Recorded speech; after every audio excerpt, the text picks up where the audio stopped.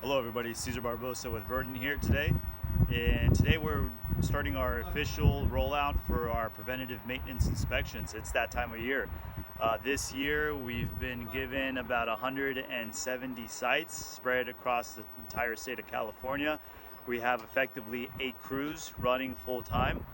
If you want to learn more, please visit our website, www.verdant.us.com. Right behind me here, you'll see 2 of our technicians conducting a inspection of the inverter. Walk with me and I'll walk you through this checklist. As soon as we finish the inverter, I'll discuss a little bit of what we're looking here for the array. We'll move on to the sub panels, transformers, and potentially the switchboard. And 5.2. Now, when conducting an inspection of the inverter with Dan Carpenter, Dan, say hello. Hello. Dan, how many inverters are we averaging about every day on a typical preventative maintenance? So far we're doing about 10.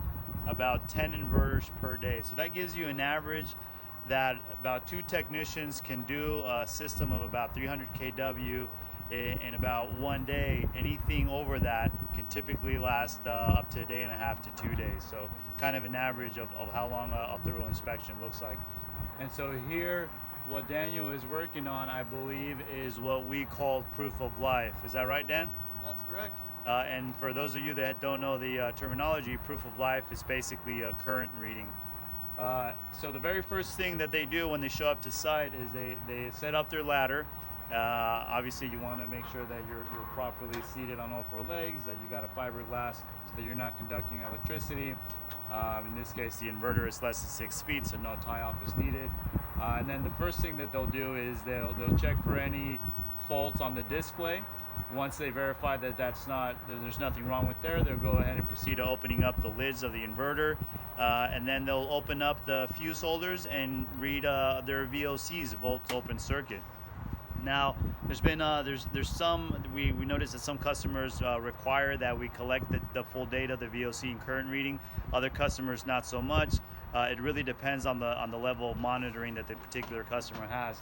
So in this case, we do a full VOC check for every string.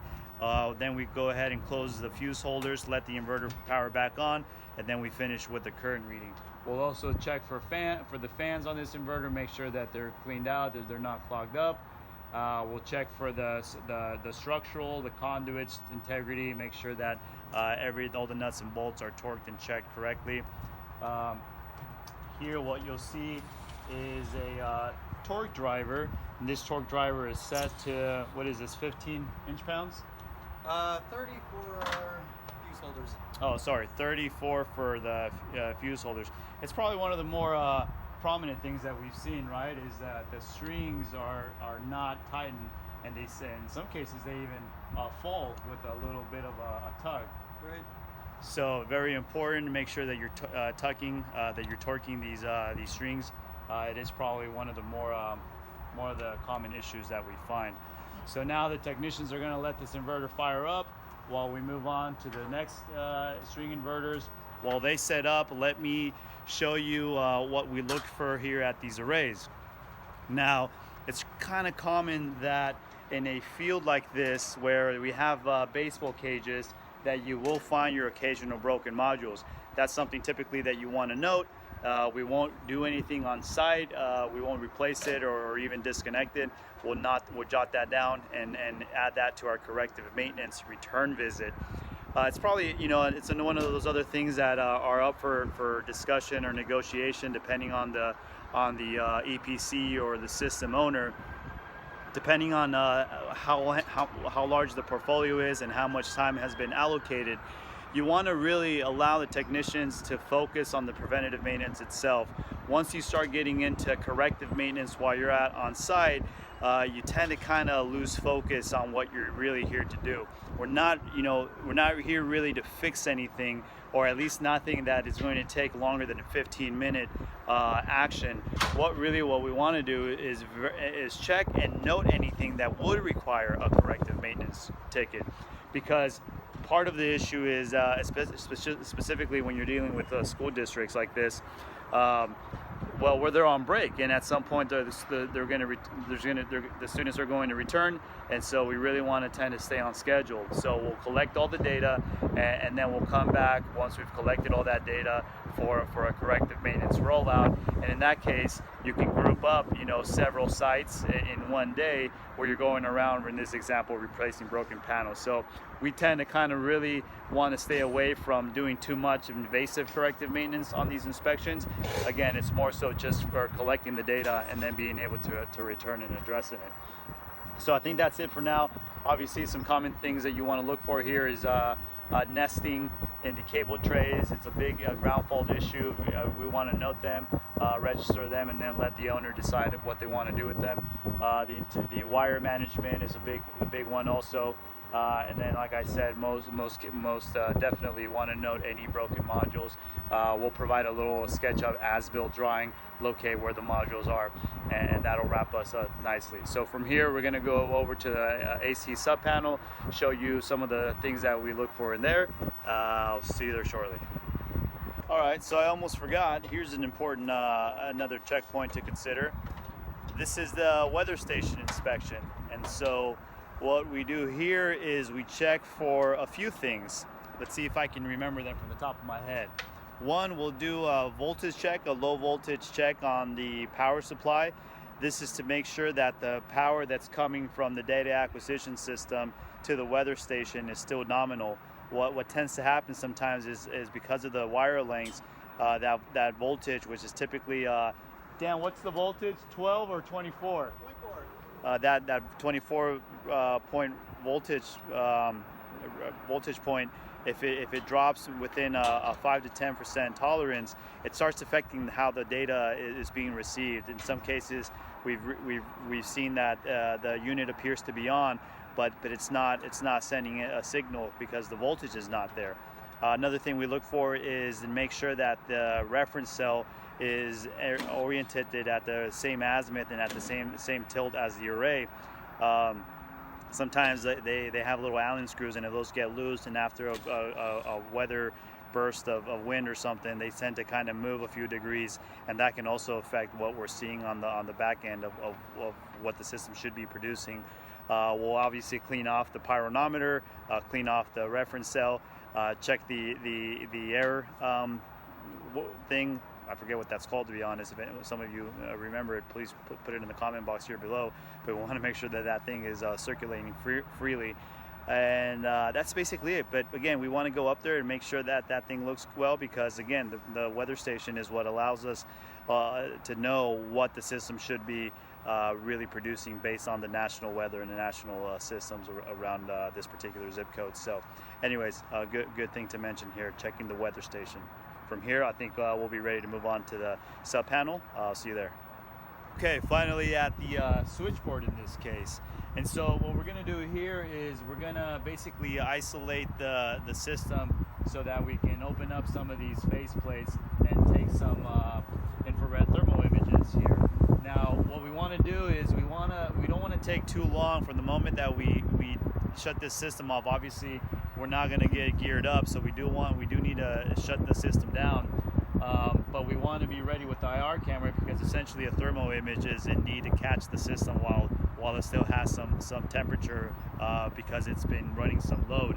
So the inverters are on. We're going to leave those.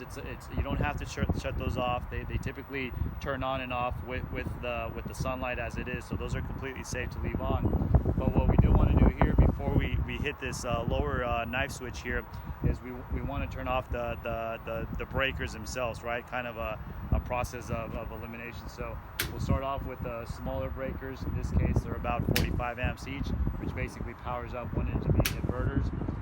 Once we do that, the technician is going to open up the ULD at the bottom, and from there we'll open up the face plates while our second technician is ready here with the infrared camera. Then we'll take some good shots of the wire terminals, get a good visual, make sure that none of the breakers are arcing or appear to have maybe some conductors that are bent over too far off.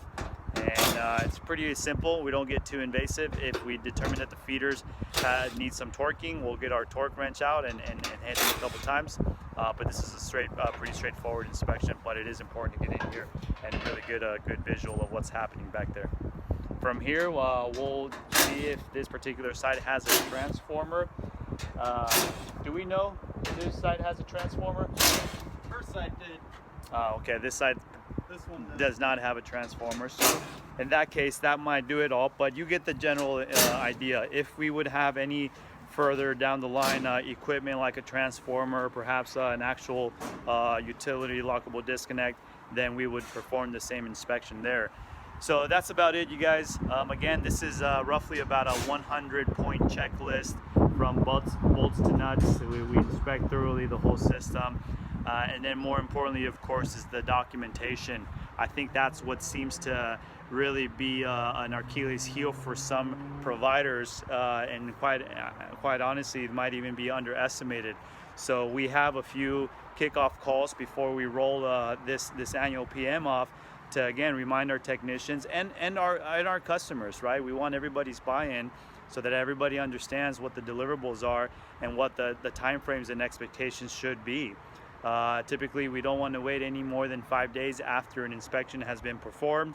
What you'll see from us is we'll track all sites on one master data sheet, which is a living document shared with the customer. And so at any time, the customer or the project manager or the technician can go into this live document and verify the schedule, verify what deliverables are missing. The deliverables that we offer are: 1, the 100-point checklist; 2 is a full infrared image report; 3 is some general photos of before and after or corrective maintenance; and then 3, it's VOC and proof of life; and then lastly 5 would be a quote, a corrective maintenance quote.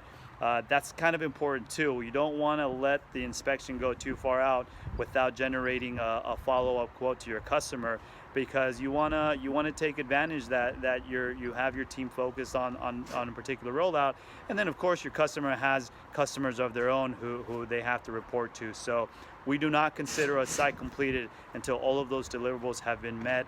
We've been doing this for about 5 years now. It's a successful operating sequence, and it's all about coordinating and pre-planning. So anyways, this is week 2 of about a month and a half. We'll be knocking out these 170 sites throughout the entire state of California. We offer competitive pricing, so if you're interested in getting a quote from us, don't hesitate to leave me a private message, and I look forward to connecting with you. Thanks for sticking around, and we'll see you on the next one.